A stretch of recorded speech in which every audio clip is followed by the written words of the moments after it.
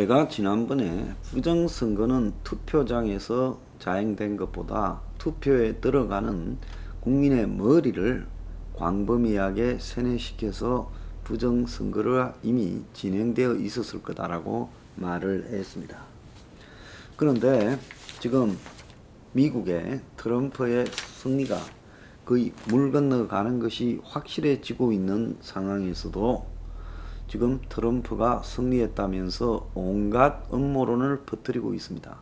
그 나오고 있는 음모론에 대한 모든 답들이 또 다 있어요. 오죽하면 미국의 선거 관련 조직들이 기자회견까지 해서 부정선거가 있었던 정황이 없다라고 말했는데도 미국의 중앙선관위원장이 부정선거를 말했다라는 유튜브까지 돌아다니고 있습니다. 근데 그 부분에 대해서 크기에 중앙선관위원장이라는 사람이 이 한국과 같은 그런 중앙선관위 조직이 아니라는 것까지도 지금 나왔는데도 그냥 이런 부분에는 서울 안 가본 사람이 서울 가본 사람보다 서울을 더 잘한다고 떠들면 막을 방법이 없는 겁니다. 자, 그런데 제가 여기서 이제 하나 말씀을 드리고 싶은 거는 광범위하게 개표 부정을 한국이나 미국에서 저질러졌다라고 주장하는 것이 지금 부정선거를 주장하는 사람들의 이야기일 거예요. 그래서 전자개표기가 문제가 있었다. 거기에 일종의 소프트웨어도 조작이 되었다. 이게 중국에서 사실상 소유한 거다. 그리고 일반 투표지 중에서 많은 부분을 빼돌렸다. 그리고 또 이 바이든을 지지하는 사람 표를 많이 집어넣었다.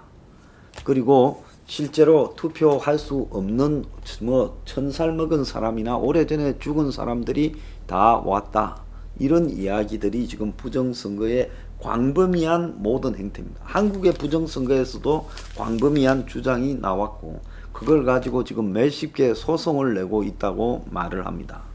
그것 때문에 소송 위에 돈을 거뒀지요. 그런데 내가 하나 물어보고 싶은 이야기가 있습니다. 미국이나 한국의 부정선거를 주장하는 사람들이 진짜 자기들 말대로 부정선거라고 한다면 법정 투쟁을 통해서 그 부정선거가 밝혀지겠냐는 겁니다. 왜? 광범위하게 부정선거를 저지르는 측이 만약에 한국의 부정선거라면 누가 하겠어요? 문가리 쪽에서 한다라는 이야기 안 했어요? 더불어 거수기당, 문가리, 청와대. 그러면 이런 쪽에서 광범위한 부정선거를 저질러 놓고 그 정권 산하의 법원에다가 소송을 내어서 뭐 개표를 가려보자고 한다고 부정선거의 진상이 드러나겠느냐는 겁니다. 좀 웃기지 않아요? 문가리가 법원을 다 장악했다라는 거는 세상이 다 아는 거예요. 그러면 법원을 다 장악해 있어요. 그런데 법원이 다 장악해 있는데 결정적인 문가리에게 타격을 입힐 수 있는 선거 조작을 법원이 인정을 해 줄 거라고 믿고 돈을 거두어서 그 선거 조작 규명 소송을 내고 있느냐. 이것이 소송으로 갈려질 문제냐. 미국도 마찬가지입니다.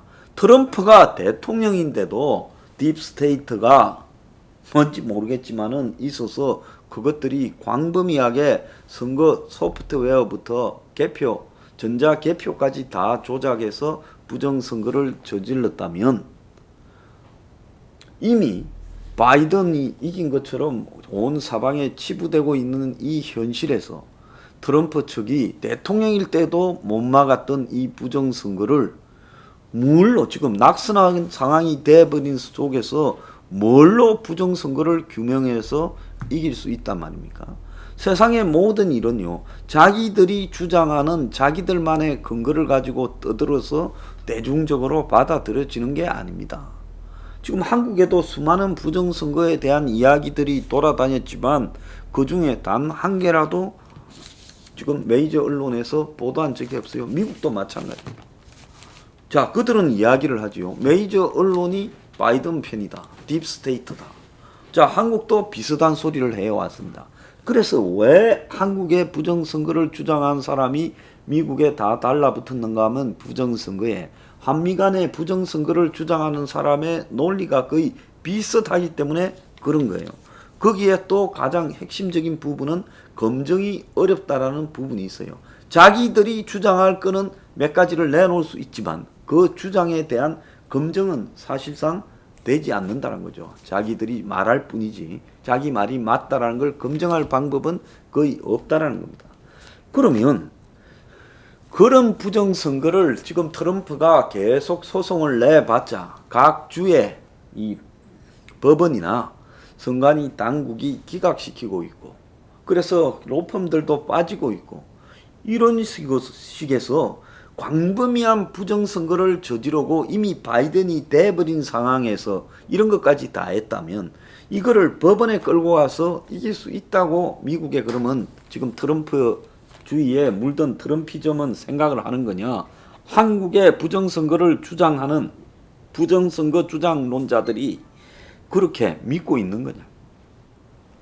제가 하고 싶은 말은 광범위하게 부정선거가 자행되었다면 돈을 거두어서 될 문제가 아니죠. 돈을 거두어서 법정에 가서 소송을 내어가지고 지금 진전이 있는 게 하나라도 있습니까? 없지 않습니까? 넣을 수가 없죠. 시간만 끌 뿐이지. 트럼프도 마찬가지예요. 뭐 600 몇십억을 그다 달라고 호소했는데 6천만 불. 시간만 끌 뿐이지 거기에 넣을 게 없어요. 그러면 정말 이런 식의 광범위한 부정선거가 조작되고 있다면 여기에 대해서는 이거는 민주주의가 문을 내린 거고 그야말로 법원까지도 그 정도쯤 되면 다 매수되어 있거나 결탁되어 있지 않겠습니까? 그러면 돈을 거두어서 소송을 할 게 아니라 뭘 해야 되겠어요? 무기를 사가지고 무장항쟁을 해야지요. 그렇게 민주주의가 광범하게 무너져서 이미 법원까지도 조작되고 있는데 기껏 거기에 저쪽 편인 법원에다가 소송을 내어서 그게 규명이 안 되면 저쪽 편이라고 이야기를 하면서 도망가지 않겠습니까? 주장한 사람이. 그러니까 선거가 조작되었다면 이거는 민주주의가 기본이 다 무너져버린 상황이기 때문에 이제는 선거를 해서는 안 된다. 무장투쟁을 해야 된다. 그래서 선거조차도 조작하면서 민주주의를 파괴하는 이런 세력들은 전부 무장폭력투쟁으로 뒤집어 엎어야 된다. 이렇게 주장하면 내 동의를 하겠어요. 그러지 않습니까? 논리적으로요. 그런데 지금 그들이 말하는 논리는 말이 안 되고 있다는 겁니다. 그러지 않겠습니까? 투표를 가지고 그걸 조작을 해서 이미 다 이기도록 만들어 놨을 정도라면 이거는 그야말로 보이지 않는 거대한 손이 국가를 움직이고 민주주의는 요식적인 상황으로 전락할 만큼 파시즘이 광범위하게 번졌는데 이런 파시즘 하에서 무슨 놈의 법원에 가가지고 따져서 이게 뒤집어지고 시한다고 뒤집어집니까? 자, 한국이나 미국에서 이 경제가 변화하는 과정에서 소외받고 낙오되는 사람들이 많이 있습니다. 이 경제 환경이나 조건이 세계적으로 변화함에 따라 미국 같은 나라는 그야말로 제조업이 50년, 60년대에 세계를 지배했지요. 그때는 미제가 뭐든 다 좋았습니다. 미국 차, 미국 냉장고 뭐부터 시작해서 미국 청소기, 미국 장난감, 미국 음식 전부 미국이 좋았어요. 배도 미국 배. 근데 지금 어디 가서 미국 차가 명함을 내밉니까? 미국 배가 명함을 내밉니까? 미국 장난감이 명함을 내밉니까? 전부 중국제죠. 미국 음식이 무슨 명함을 내밉니까? 그러니까 미국이라는 나라가 경제 발전의 과정에서 이제 세계화가 진행되기 시작하고 신자유주의가 시작되면서요. 미국이 그야말로 미국이 가진 장점과 효율성을 상실하고 미국의 제조품, 공산품이 다 경쟁력을 상실했어요. 그러니까 미국은 수입해서 그냥 싼 거, 질 좋고 싼 것들 쓰고 아니면 아주 프리미엄 제품이라도 유럽에서 만드는 벤츠니 아우디니 이런 거 쓰고 BMW 쓰고 그래서 미국 차는 이제 미국 사람들도 안 타는 허접한 차가 되어버렸습니다. 세단도 하나 이제 미국에서 안 나온 상황이 돼가고 있어요. 자, 이렇게 되면서 미국은 다 그런 차를 만드는 데가 어떻게 돼버렸습니까? 과거에 미국의 자동차 도시 디트로이트가 또 그 외에 자동차 도시 몇 개들이 다 지금 어떻게 됐어요? 쇠락해가지고 그야말로 갈 곳 없는 흑인들 일부만 사는 이 황폐한 도시로 되어버렸습니다. 도시 자체가 부도가 났죠. 미국의 과거의 철강 도시들이 이번에 그 피츠버그, 펜실바니아에 어찌 됐어요? 완전히 쇠락했습니다.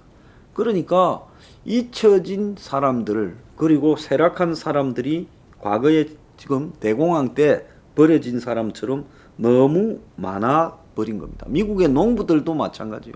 미국의 농산물이 전 세계를 지배했는데 이제 미국의 농산물이요 수출도 잘 안 되고 있습니다. 그래서 미국의 지방의 도시들, 공업 도시들 뭐 이런 게 다 무너지고 미국의 농민들도 무너졌어요. 이런 그야말로 미국의 중산층 이하 백인 노동자 농업계층을 대변하는 걸로 지금 트럼프가 그들을 선동을 했습니다. 그들에게 최초의 파퓰리스트로 다가왔어요. 근데 세상의 변화는요, 파퓰리즘을 선동한다고 되는 게 아니라 그야말로 자기가 제대로 된 파퓰리스트가 되어야 파퓰리즘을 선동하고 그 방향이 옳아지는 겁니다. 지금 트럼프는 파퓰리즘에 대해서 TV에 나가가지고 자신이 그 어프렌티스라는 프로그램을 하면서 일자리를 갖다가 구하려고 노력하는 그 젊은 애들을 이렇게 데리고 방송을 하고 또 자기가 부동산 개발을 아버지 밑에 따라다니면서 하면서 그 노동자 계층의 삶을 체험할 기회도 있고 이러면서 이런 감각들을 빨리 배우고 거기에 올라탔을 뿐이지 본인 스스로가 파퓰리스트의 기분도 가지지 못한 사람이에요. 다만 저 사람이 미국에서 일종의 상류층에 걸맞는 언행을 하지 못해서 제가 트럼프가 대통령이 되기 전에 그런 이야기를 여러분들한테 했습니다. 미국 상류층 뉴욕이나 이런 데서는 트럼프하고 놀지 말라고 부모들이 젊었을 때부터 굉장히 이야기해요. 하도 잡놈이라서 옆에 가서 놀지 마라. 그러니까 금수저 물고 나와서 형제들조차도 밟아버리고 그 부동산 투기꾼 아버지 밑에 거기에서 그야말로 무자비하게 돈 버는 부분만 익히고 또 그걸 가지고 그야말로 무자비한 딜을 통해서 자신의 이익을 극대화해 온 사람이 어느 날 감각이 좀 있다고 자기가 평소에 쓰는 말이 천박하고 언행이 천박하기 때문에 미국의 이런 이 잊혀진 계층인 농부나 노동자들에게 좀 다가갈 수 있는 것처럼 보였지요. 그거는 확실히 트럼프의 언행이 먹물들린 힐러리나 바이든이나 오바마하고는 차원이 달랐지요. 그러니까 그런 사람들은 트럼프를 통해서 통쾌함을 느끼는 거예요. 저것도 뭐 잡놈이네. 그런데 말은 우리처럼 비슷하게 하고 우리처럼 시원하게 싸질러주네. 그래, 저 사람이 가식이 없다. 저 사람 지지하자. 이렇게 해서 미국에 지금 이 한마디로 버려지고 잊혀진 그런 백인 대중들을 선동하기 시작한 거예요. 한국에 마찬가지로 문가리가 한국에서 지금 이 정치적으로 소외받은 계층에게 마치 그들을 위해서 온갖 지금 정책을 다 하는 듯이 쇼한 거나 트럼프가 저러는 거나 똑같은 거예요. 그런데 이 끝은 정확하게 어딘가 하면 끝은 정확하게 독재로 가게 돼 있는 겁니다. 트럼프가 지금 미국의 정치인 중에 대통령 중에 보기 드문 저런 언행을 하고 대선 결과에도 승복하지 않고 있는 것.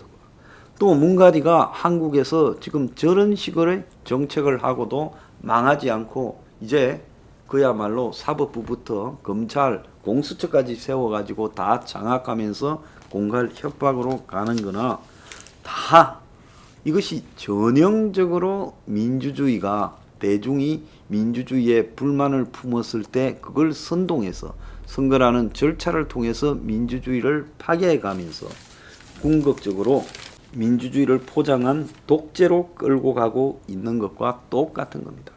그래서 이런 부분이 엄청나게 위험하다. 자, 그런데 지금 이야기하는 게 이제 딥스테이트라는 실체가 한국에도 문정권이 부정선거를 조작했다고 지금 그 반대편에 서서 민주주의를 회복해야 될 계층들이 그 선동을 하고 있습니다. 진짜 그 선동이 맞다면 어떻게 해야 되겠어요? 돈 모아서 변호사 사서 민주주의가 회복되겠어요? 세상의 어느 세계에 민주주의가 무너지는데 변호사 사가지고 부정선거에서 이겨서 회복했다 소리 들었습니까? 그러는 게 아니라 총을 쏴야지요. 폭탄을 쏴야지요.